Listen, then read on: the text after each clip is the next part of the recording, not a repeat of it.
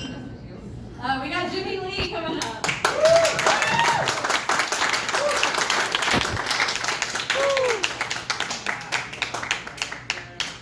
All right, how's everybody doing tonight? Yeah. So here's for our host, Rebecca, right? Not easy to be out there. Tell you something that's not easy as well. My girlfriend just started school she's going to be an esthetician, right? And it's her second day, and they're learning how to Brazilian wax. So she came home, she's like, oh, I saw another pussy. That was a bad word. I was like, that just sounds like the coolest class ever. But she said, yeah, we're actually looking for a male model to get a Brazilian done, right? So that we can learn on the male anatomy. And she was like, she offered me. She was like, well, if you're free, you can come by and do it. And I was like, I don't want you to get bullied for the weirdest reason ever, right? Like they're gonna put me up on that screen and be like, oh, look how small Mara's boyfriend is. It's a weird ratio on that part of the body. Yeah, man. High school's weird. Oh, man. But no, she did pay me a very weird compliment the other day. I was just getting out of a gig, and she said, honey, I think you made a terrible career choice, right? And I promise you guys, it's not why you think, right? She said, my jaw hurts from all the jokes that I laugh at, right? Which was very sweet, but as a man, I was really hoping she'd come up with another reason. Oh, man. But I did come to a couple of realizations. I realized that I have an addictive personality. Luckily, my addiction is food, right? Like, out of all the addictions, right, food is probably the easiest one to get away with, right? Like, and it's different. It's different than all the other addictions, think about how it starts, right? You grow up without ever having an addiction, right? You go to a party, you try it out. 6 years later, you got no money, no job, no house, right?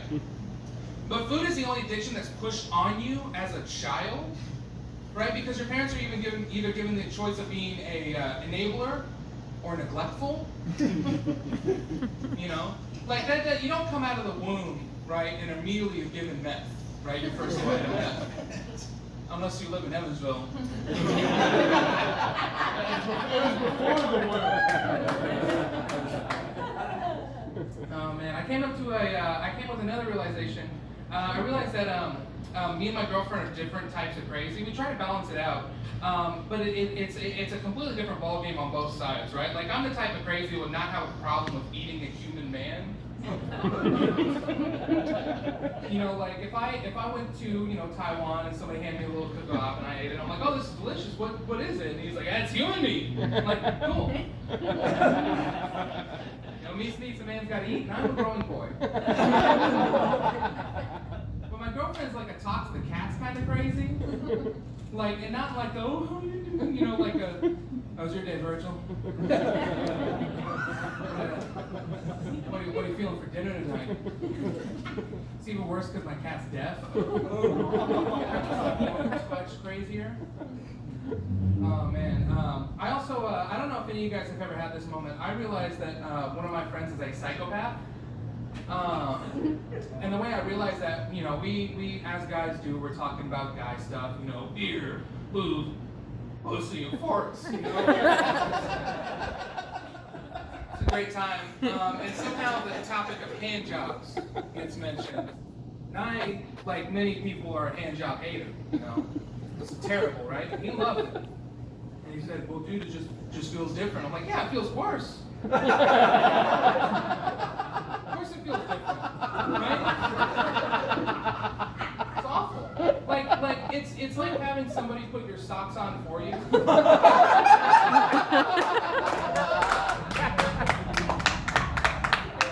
Like, it's nice at first, and they'll get it done, but you can get it done so much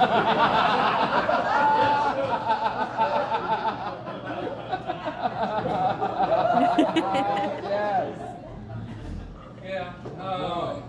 And I know this might come to a surprise as a couple of you, but throughout my life, I've been hurled a lot of insults my way, right? That was surprising. But, you know, and because I've had a lot of insults hurled my way, I've gotten really good at dealing with them, right? Like, for example, me and my ex, we were having the breakup argument, right? And she said, oh yeah? Well, I never finished with you. Sounds like a you problem. If you didn't take so fucking long. I won the race, my bad. But you know, I've been very good at weathering those insults, but the other day I heard an insult that I will never, ever forget in my life. It still shocks me to this core, right? You know, I was just hanging out. I was in the middle of Meyer. I was picking up my groceries, right? And it wasn't even like a fight started this, but this person just looked at me and said, why do you look like that? You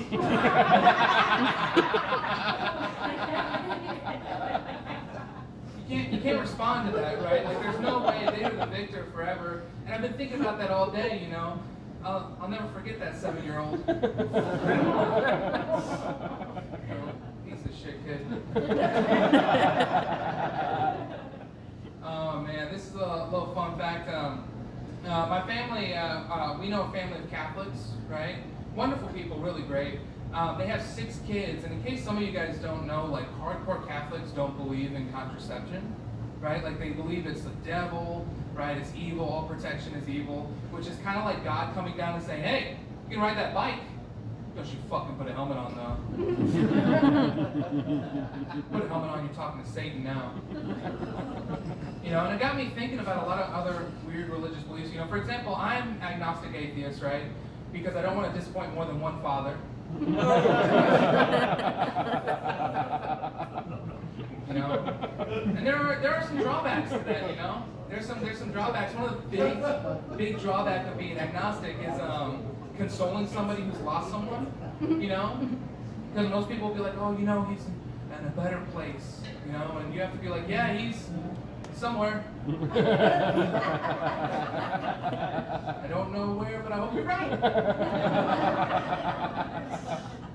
You know, it's bad, but it got me thinking. You know, I've surrounded myself with a lot of different people from various religions and backgrounds and beliefs. You know, for example, in high school, I was really good friends with this hardcore Christian, and she had a purity ring on, which is really just a get creative ring.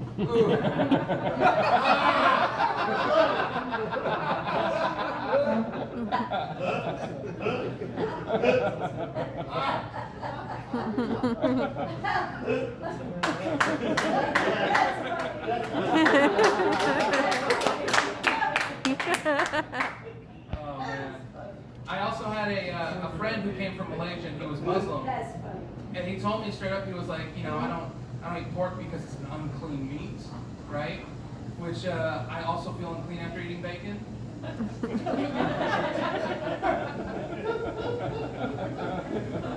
Should change my title to that, just unclean meats.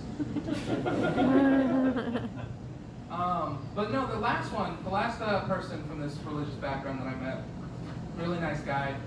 He was a white dude who was Buddhist, which actually just means stoner.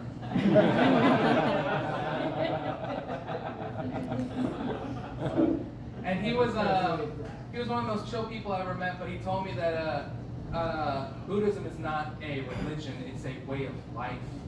Which I guess is just his way of saying all the other ones aren't trying hard enough. Oh man. You guys have been great, but I will give you one more thing, right? I'll give you this one little story before I get off of here. It's a wonderful story, happened in middle school. You see, I've always been a friend to people of the LGBTQ denomination. And I'm actually a member of that, you know, and all that stuff, but I'm going to tell you the story of how I met my first gay friend, and I didn't know he was gay for the longest time. You see, for the purpose of this bit, we're going to call him H, right? Now, H was a wonderful friend, a little more feminine than most people would understand, but one day I come out to recess, and these jocks are bullying H. They call him all sorts of slurs under the sun, you know, saying, H sucks dick, H sucks dick, H likes dick, you know, all that fun stuff, not very creative. Me being a good friend, I go up there and I'm like, no, dude, H loves pussy. He slams all the chicks. I went over to his house and H had like 6 girls over there from Victoria's Secret. And eventually they bugger off, and I talked to him. I'm like, hey man, sorry about that. He's like, well, Jimmy, you know, I actually am gay. So being a good friend, I turn back around and says, H loves dick, right? H sucks the meanest dick in the tri-state. He's like, never had your dick sucked if H ain't at the helm.